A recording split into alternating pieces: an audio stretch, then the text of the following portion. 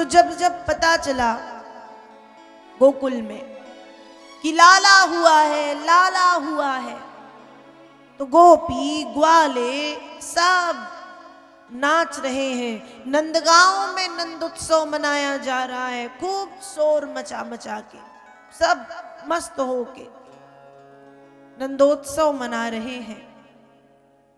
और बड़ा उत्सव मनाया गया नंद भवन में। यहां मथुरा में कंस को जब पता चला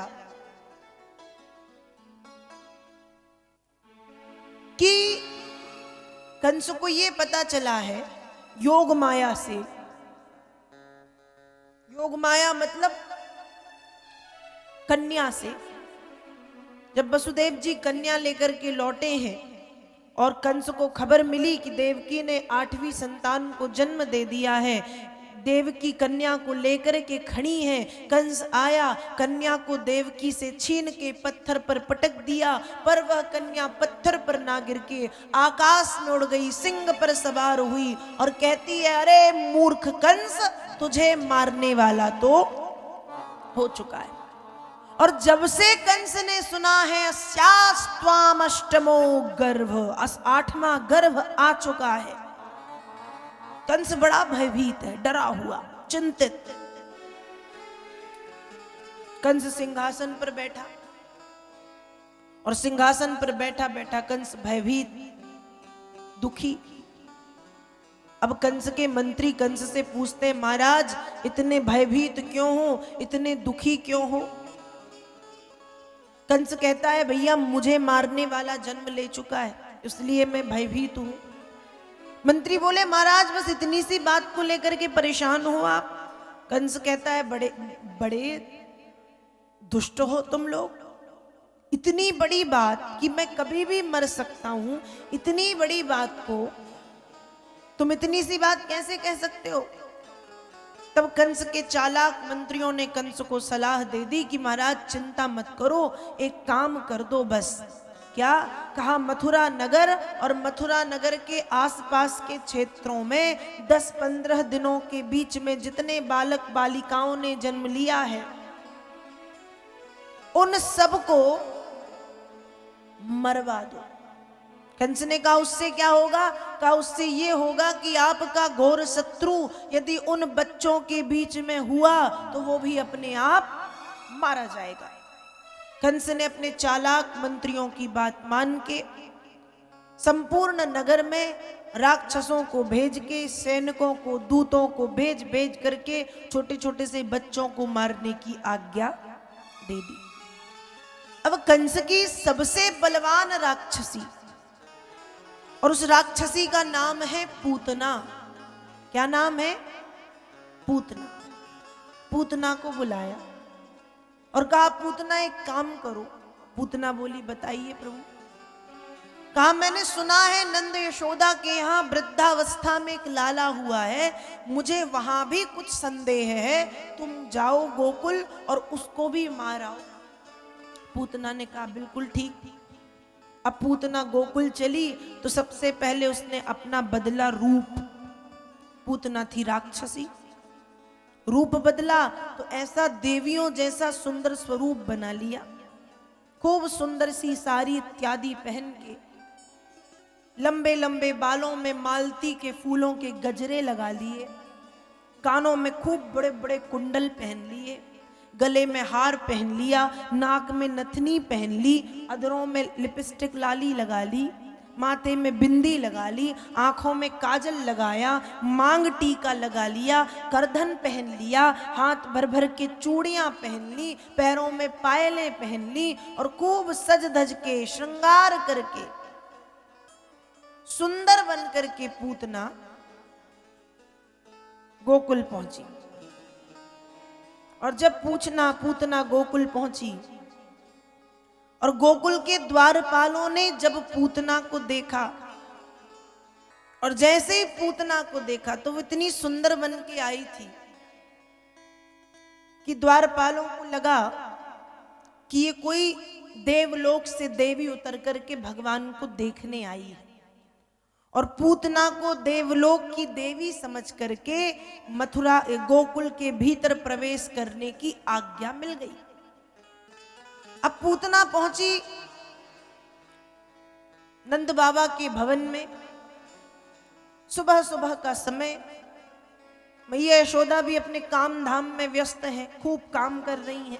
सुबह सुबह वैसे ही हमारी माताओं को खूब काम होता है, गाय देखना, भोजन बनाना, पानी भरना, बच्चों को स्कूल भेजना और पता नहीं क्या क्या जमाने भर के काम। तो मैया को भी बड़े काम है, मैया भी अपने सुबह सुबह काम में लगी हैं। अब पूतना आई, सुंदर देवी बन के आई है। तो पूतना आई और आकर के कहती, अरे मैया, मैंने सुना है तेरो लाला बड़ो प्यारो है। अरे मैया, मैंने सुना है तेरो लाला बड़ो सुंदर है।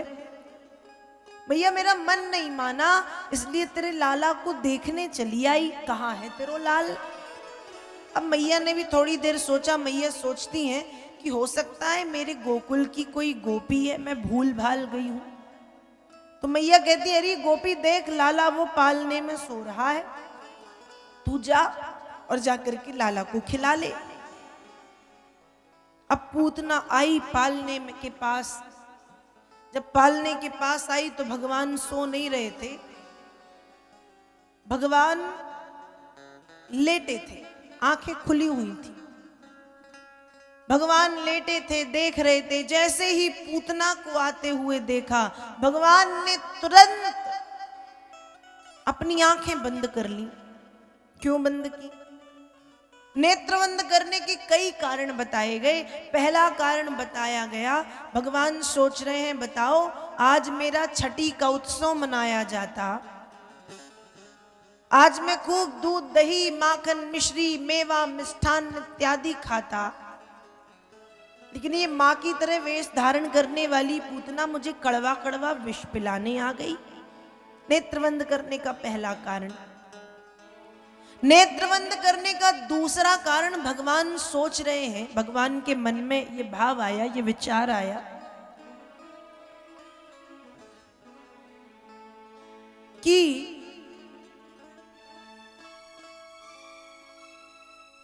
ये जहर पीने का अभ्यास तो मेरा नहीं है। मैंने खूब मिठाई खाई है, मैंने खूब मालपुए रसगुल्ले खाए हैं, मैंने खूब रसमलाई खाई है, हलवा खाया है, माखन मिश्री दूध दही खाया है।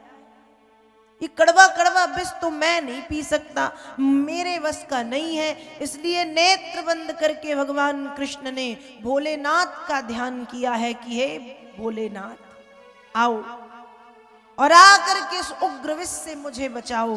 तो नेत्र बंद करने का दूसरा कारण है, कन्हैया ने भगवान शंकर को पुकारा है कि आ जाओ और इस कड़वे कड़वे विष से मुझे बचा लो।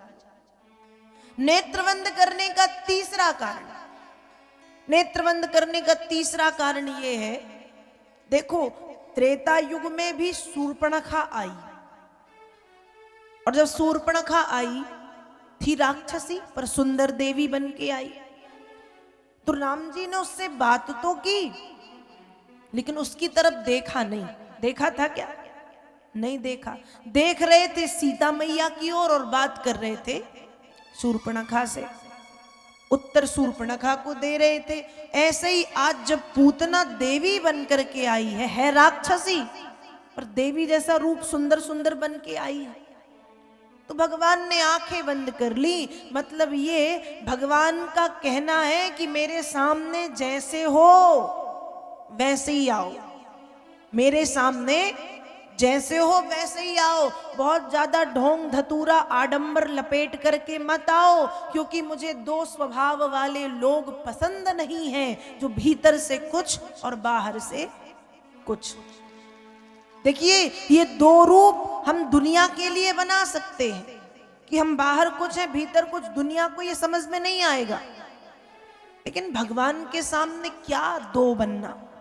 भगवान के सामने तो जैसे हो वैसे ही जाओ, अच्छे हो तो अच्छे बन के जाओ, बुरे हो तो बुरे बन के जाओ, उनसे थोड़ी कोई पर्दा है। तो भगवान ने इसलिए नेत्रबंद किए। तीसरा कारण कि भगवान कपटी लोगों को नहीं मिलते, कपटी लोगों को भगवान नहीं मिलते। एक बार की बात, एक बड़ी अच्छी कथा याद आई। मध्य प्रदेश में पन्ना नाम का जिला है, सुना होगा आपने, पन्ना जिला हीरे के लिए प्रसिद्ध है।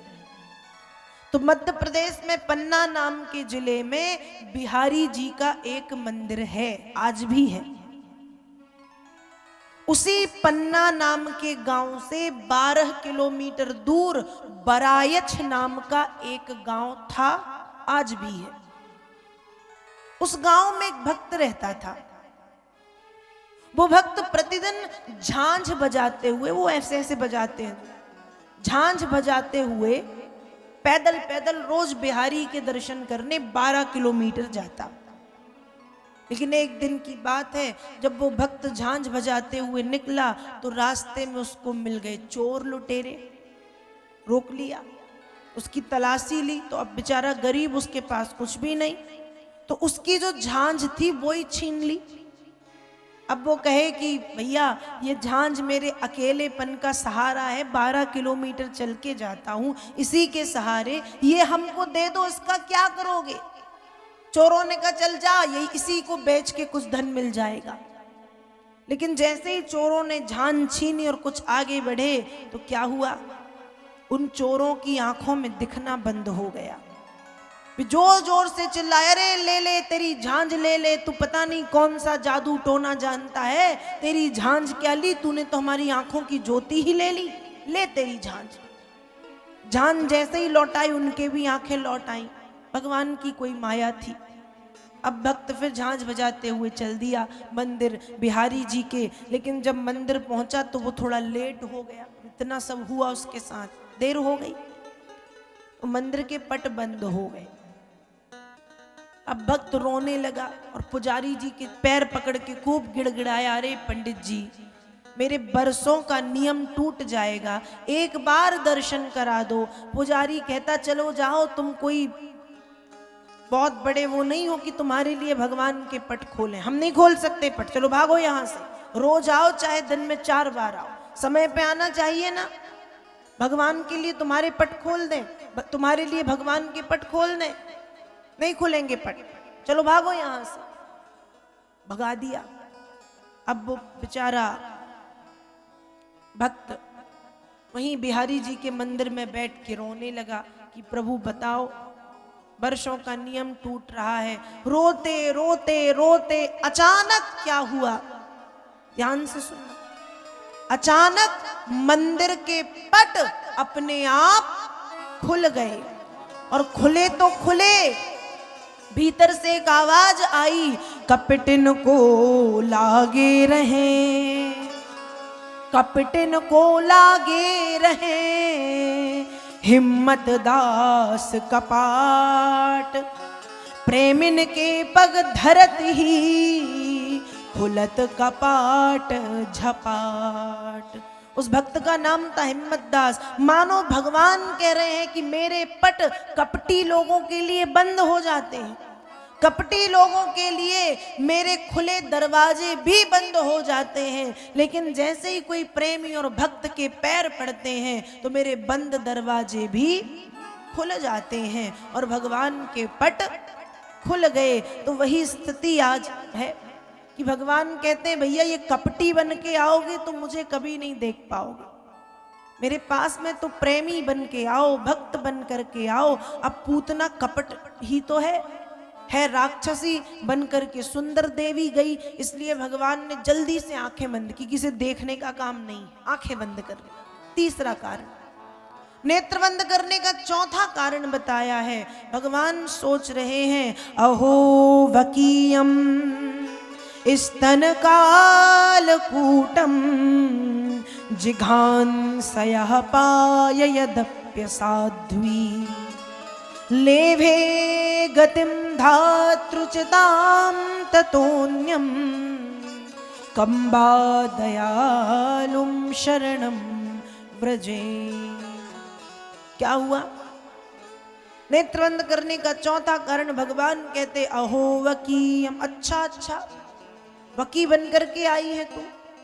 वकी का अर्थ होता है बगुली, बगुला पक्षी की एक विशेषता है, वो किसी भी नदी तालाब के किनारे ऐसे बैठेगा जैसे कोई योगी ध्यान कर रहा है, और जैसे ही उसके सामने कोई कीड़ा मकोड़ा छोटी मोटी मछली आई और उसने अपनी बड़ी सी चोंच से उसको गप से खाया, तो भगवान कहते हो वकीयम, तू बकी मतलब बगुली बन के आई है, भीतर से कुछ और बाहर से कुछ, अपने स्तनों में विष लगा करके मुझे मारने आई है।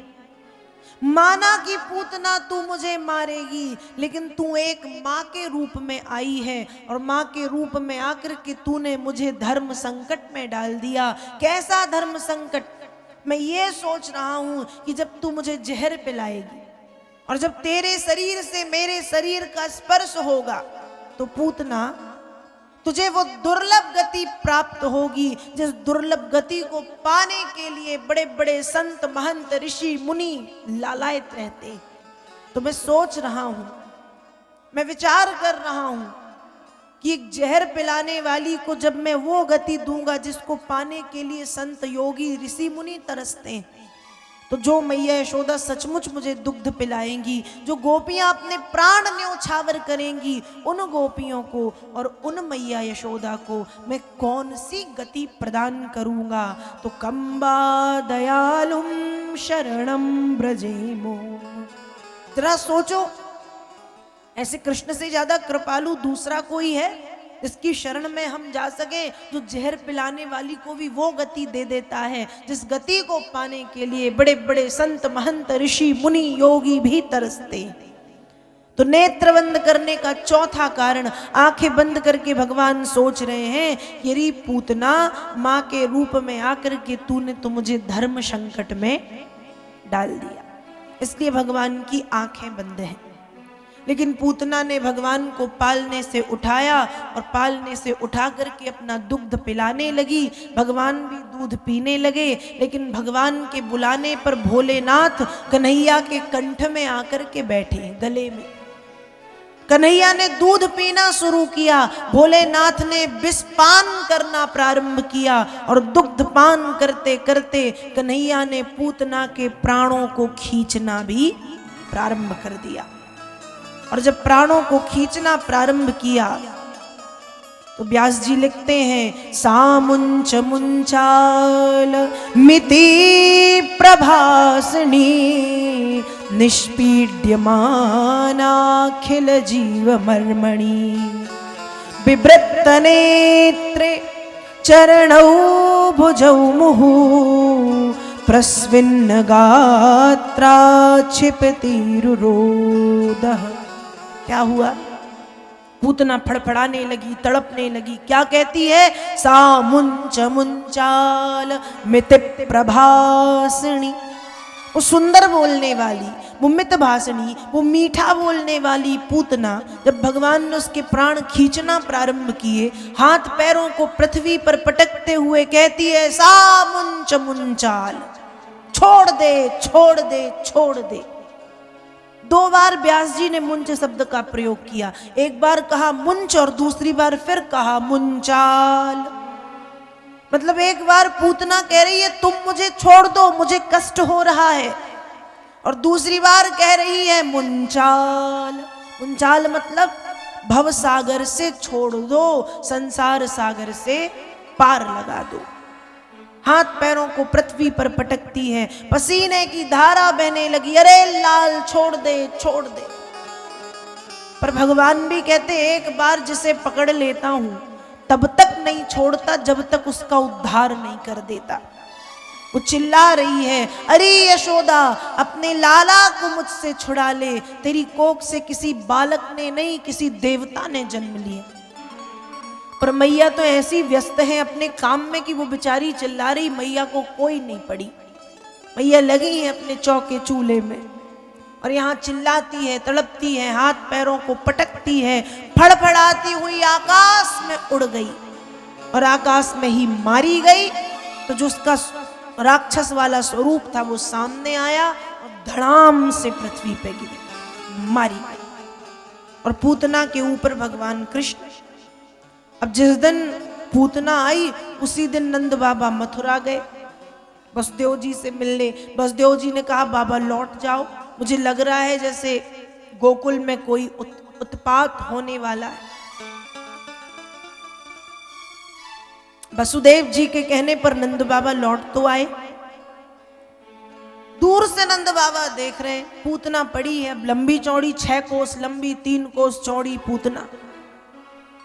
अब जब पूतना को दूर से देखा तो नंद बाबा कहते हैं बताओ, सुबह मैं इसी रास्ते से गया था तब तो ये काला काला सा पहाड़ नहीं था, अब शाम को मैं लौट रहा हूं तो पता नहीं ये काला सा पहाड़ अचानक कैसे आ गया।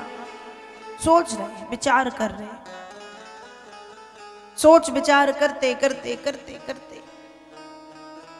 नंद बाबा कहते होगा कुछ, मुझे क्या। पास में गए तो हाथ पैर दिखाई गए, बाल आल दिख गए, समझ गए अरे ये तो कोई राक्षसी है, बेचारी मर गई, बूढ़ी हो गई होगी, खाने पीने नहीं मिला होगा, ऐसे कई प्रकार की बातें नंद बाबा के मन में आ रही हैं। तभी दूसरी तरफ से लोग चिल्लाते हुए नशैनियां लेकर के, अरे बाबा इसमें हमारो लल्ला है, लल्ला को लेके भागिए, उपट्टा लग गयो होगो। तभी धड़ाम से गिरी तो मर गई। इतनी बड़ी राक्षसी, इतना बड़ा शरीर, लल्ला को लेके भागी, उपट्टा समझ गए ना, पत्थर पे पैर टकराया होगा तो गिर गई, अब इतना बड़ा शरीर गिरी तो मर गई। अब लोग तो हैं ब्रज के अपनी अपनी बातें खूब। अब पूतना मर गई, पूतना को भगवान कृष्ण को पूतना के शरीर से नीचे उतारा गया, पूतना के शरीर के कई कई हजार टुकड़े किए गए, हजारों चिताएं बना करके उस चिताओं में पूतना को जलाया गया। अब जब पूतना मारी गई, जलने लगी, तो जब धुआं उत्पन्न हुआ तो कहा कि उस धुएं से गुलाब, चंपा, चमेली, बेला के फूलों जैसी खुशबू निकल रही थी। तो सुखदेव जी से परीक्षित पूछते हैं कि प्रभु पूतना तो राक्षसी थी, पापी थी, भगवान को मारने आई थी, और ऐसी पूतना जब मरी तो उसके शरीर से खुशबू क्यों निकली। सुखदेव जी कहते हैं अरे राजन, जिसका स्पर्श स्वयं त्रिभुवन के पति ने, त्रैलोक्य के मालिक ने किया, जगदाधार ने कर दिया, उसके शरीर से सुगंध तो निकलेगी ही। तो पूतना मारी गई, उसके शरीर को जब जलाया गया तो सुगंध निकल रही थी, मोक्ष पद की प्राप्ति हुई। यहाँ भगवान कृष्ण को लेकर के घर पहुंचे, लल्ला छोटे हैं 6 दिन के। अब मैया कहती मेरे लाला ने तो मुर्दा छू लियो, पूतना मर गई थी, मुर्दा ही है, मृत। तो कहा जैसे हम किसी की मिट्टी में जाते हैं तो क्या करते, आके स्नान करते ना, कहते अपवित्र हो गए। तो मैया भी कहती अरे मेरे लाला ने तो मुर्दा छू लियो, इसे खूब अच्छे से नहलाऊंगी। मैया ने भी लाला का खूब स्नान कराया, काय से, यमुना मैया के जल से, गैया के गोबर से और गौमूत्र से रगड़ रगड़ के लाला को नहलाया है कि मुर्दा छू लियो, साथ ही साथ नजर वजर लगी होगी तो सब चली जाए। फिर इस तरह से भगवान ने पूतना का वध किया, पूतना का उद्धार हुआ, मोक्ष पद की प्राप्ति हुई। व्यास जी लिखते हैं कंसेन प्रहिता घोरा पूतना बाल घातनी। व्यास जी महाराज पूतना शब्द को परिभाषित करते हैं। पूतना कौन, कहा जो छोटे छोटे से बालक बालिकाओं के साथ शत्रु की तरह व्यवहार करे, दुश्मन की तरह व्यवहार करे, ऐसी स्त्री और पुरुषों को, स्त्री हो या पुरुष, जो छोटे छोटे से बच्चों के साथ घात लगाए रहें, उनको परेशान करें, उनको सताएं, उनको कष्ट दें, छोटे बालक बालिकाओं को, ऐसे स्त्री पुरुष को पूतना कहना चाहिए। पूतना मारी गई, मोक्ष पद की प्राप्ति हो गई। तो अब एक बार जय श्री कृष्णा तो बोलना ही पड़ेगा।